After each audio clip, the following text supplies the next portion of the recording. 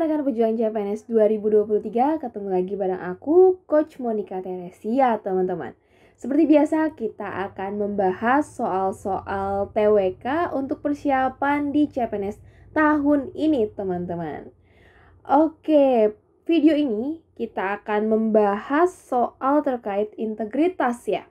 Dimana sebenarnya integritas ini merupakan sebuah nilai yang wajib dimiliki oleh seorang pegawai ASN. Dan kebanyakan instansi di pemerintahan itu juga memiliki nilai-nilai dari instansinya. Dan biasanya itu terdiri atas ya integritas, teman-teman. Biasanya integritas itu menjadi poin utamanya ya. Oleh sebab itu sekarang kita pengen tahu nih soal-soal terkait integritas itu seperti apa sih? Mungkin sebelumnya teman-teman ketahui ya bahwa integritas itu artinya jujur. Tapi ternyata nggak cukup sampai di kata jujur aja teman-teman ya. Integritas memiliki makna yang cukup luas. Nah, buat teman-teman yang pengen tahu nilai-nilai dari integritas itu apa aja sih, dan pengen mempelajari lebih detail lagi ya, ternyata teman-teman di Bimbel Ayo CPNS kalian bisa mendapatkannya. Jadi buat kalian yang belum bergabung di Bimbel Ayo CPNS, silakan bergabung sekarang juga teman-teman. Oke, sekarang kita masuk ya ke soal yang pertama.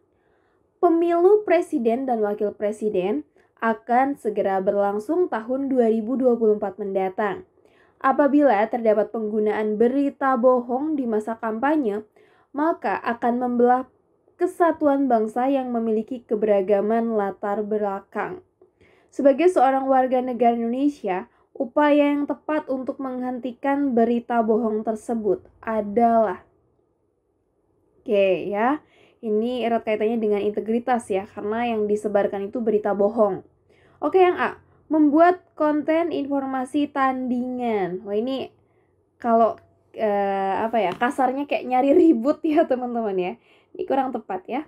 Yang B, membiarkan berita bohong tersimpan dalam telepon. Ya buat apa juga ya kan?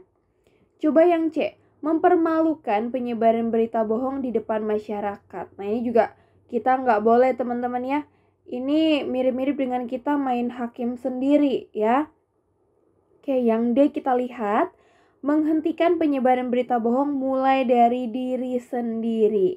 Ya, menurut aku ini jawaban yang tepat ya. Tapi kita lihat dulu yang E. Mengkritisi pemerintah agar memperketat penggunaan sosial media. Nah, ini benar, tapi yang ditanyakan ini adalah sebagai seorang warga negara. Ya, kalau mengkritisi pemerintah agar memperketat penggunaan sosial media ini kurang tepat juga sih teman-teman ya. Mengkritisi ya, mungkin kalau sekedar memberi saran ya oke lah, tapi kalau mengkritisi itu kesannya agak kurang baik ya teman-teman. Oke, jadi untuk soal ini ya jelas jawabannya itu adalah yang B ya, menghentikan penyebaran berita bohong mulai dari diri sendiri ya. Berita bohong ini memang dapat membelah kesatuan bangsa yang memiliki keberagaman latar belakang teman-teman. Nah, ketika ada masalah apapun ya, sebaiknya kita mulailah dari diri sendiri ya. Makanya teman-teman untuk dapat menghentikan berita bohong, kita sebagai warga negara ya, yuk kita mulai dari diri sendiri lah untuk bisa memilah ya, mana sih sebaiknya yang harus kita sebarkan dan mana yang seharusnya kita stop nih penyebarannya ya. Dan untuk berita bohong atau hoax ini sebaiknya kita hentikan. Gitu teman-teman ya. Kalau soal ini aku yakin teman-teman bisa mendapatkan poin tambahan 5 ya. Yang penting baca dengan teliti aja dan cukup tidur ya. Karena kalau kita nggak cukup tidur biasanya tuh kita baca soal berkali-kali pun itu suka nggak nemu ini maksud soalnya apa sih. Gitu teman-teman. Jadi ketika mau mendekati hari H ya banyak istirahat aja deh. Jangan terlalu diforsir teman-teman ya. Oke, kita lanjut nih ke soal yang kedua. Seorang kepala desa sudah melakukan angkat sumpah dan dilantik secara jabatannya. Namun, sebagai kepala desa dan juga anggota politik, ia melakukan perjanjian dengan partai politiknya sebagai wujud loyalitas dengan membuat kebijakan yang berpihak pada partai politiknya. Oke. Tindakan yang dilakukan kepala desa tersebut bertentangan dengan integritas yaitu Oke, kira-kira yang mana teman-teman? Berjanji menaati peraturan. Ya, justru ini baik ya. Ini tanya yang bertentangan ya. Yang B, bersikap loyal pada partai pendukung.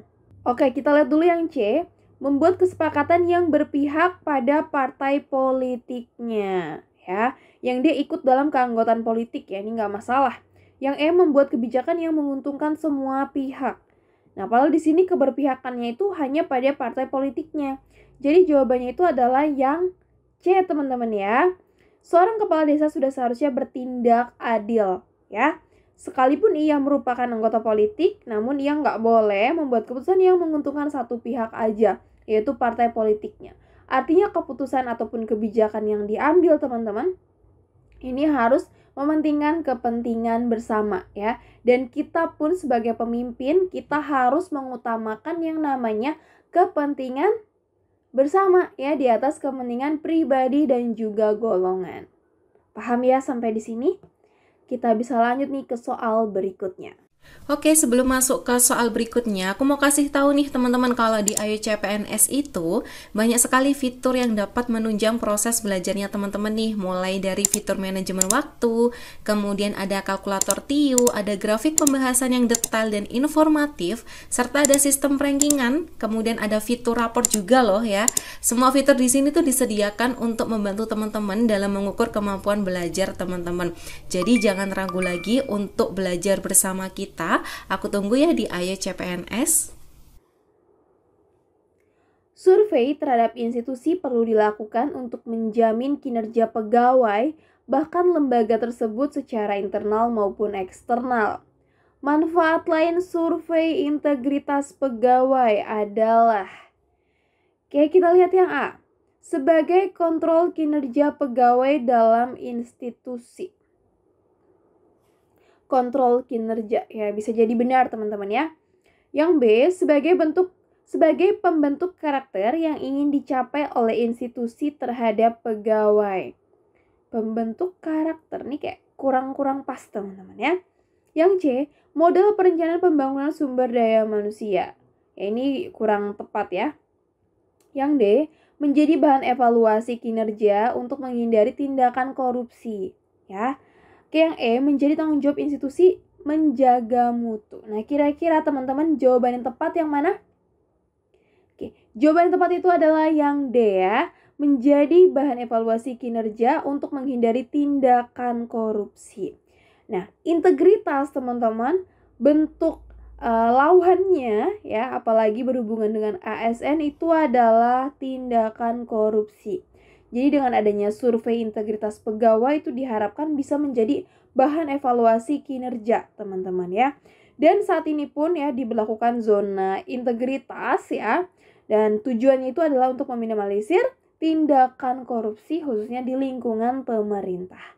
Oke, jadi untuk soal ini jawabannya jelas adalah yang D ya. Ini adalah soal berikutnya. Pak Sadim adalah RT di suatu perumahan. Ia selalu menyuruh warganya untuk membuang sampah pada tempatnya. Namun pada suatu hari warga sekitar melihat Pak Sadim membuang sampah ke sungai. Lalu mereka pun menegurnya.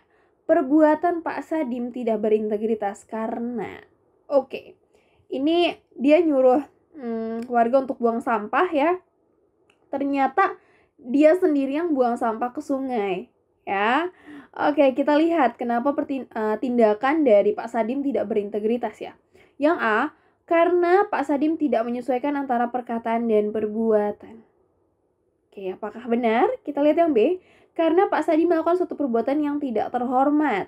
Oke, yang C, karena Pak Sadim membuang sampah sembarangan dan itu melanggar aturan. Yang D, karena hal yang Pak Sadim lakukan dapat berdampak banjir. Yang E, karena Pak Sadim adalah RT di tempat itu, jadi dia harus bisa menjadi contoh bagi warganya. Nah, yang ditanya di soal ini adalah tidak berintegritas, teman-teman. Oke, kira-kira yang mana? Ya, jawabannya adalah yang A ya. Karena Pak Sadim tidak menyesuaikan antara perkataan dan perbuatan. Ingat, integritas merupakan kesesuaian antara perkataan dan tindakan ya. Di sini Pak Sadim nyuruh warganya buang sampah pada tempatnya, ternyata dia sendiri yang buang sampah ke sungai. Nah, buat teman-teman ya, materi ini udah pernah kita bahas juga ketika di kelas ya, terkait pengertian dari integritas. Itu nggak cuman perkataan aja ya, tapi harus diiringi juga dengan tindakan ya. Dia harus sesuai. Oke teman-teman, paham ya? Kita bisa lanjut nih ke soal berikutnya. Korupsi terjadi ketika tidak ada nilai-nilai anti korupsi yang kuat ditanamkan dalam diri. Melalui pembiasaan dan pengembangan nilai-nilai anti korupsi diharapkan memiliki kendali diri terhadap pengaruh buruk lingkungan. Hal ini akan menghindari diri dari praktik korupsi. Nilai-nilai berikut ini yang termasuk dalam nilai anti korupsi pada aspek etos kerja adalah. Oke, kira-kira yang mana teman-teman? Ini juga materinya udah pernah kita bahas ya, terkait nilai-nilai anti korupsi. Itu ada 3 aspek ya, salah satunya itu adalah aspek etos kerja. Ya, kira-kira yang mana nih teman-teman nih? Yuk, jawabannya yang mana?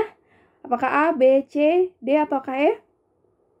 Oke, pada etos kerja teman-teman ya, itu ada nilai anti korupsi yaitu apa? Kerja keras, mandiri, dan juga sederhana ya. Setidaknya ini terdapat 9 nilai anti korupsi yang penting ditanamkan pada diri kita masing-masing. Nilai anti korupsi yang pertama itu adalah nilai inti, ya ada kejujuran, kedisiplinan, dan juga tanggung jawab. Kemudian nilai sikap, ada keadilan, keberanian, dan juga kepedulian. Dan terakhir ada nilai etos kerja, ya kerja keras, kesederhanaan, dan juga kemandirian. Jadi jelas yang ditanyakan adalah aspek etos kerja, maka jawabannya adalah yang C, teman-teman.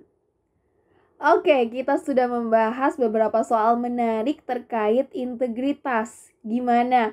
Udah makin pahamkah teman-teman? Buat kalian yang masih penasaran lagi dan pengen tahu secara detail pembahasan materi terkait integritas dan materi-materi lainnya untuk bisa lolos di CPNS 2023, silahkan teman-teman bisa bergabung di Bimbel Ayo CPNS. Ayo kapan lagi sebelum terlambat teman-teman. Terima kasih yang udah menonton video ini dan salam sukses!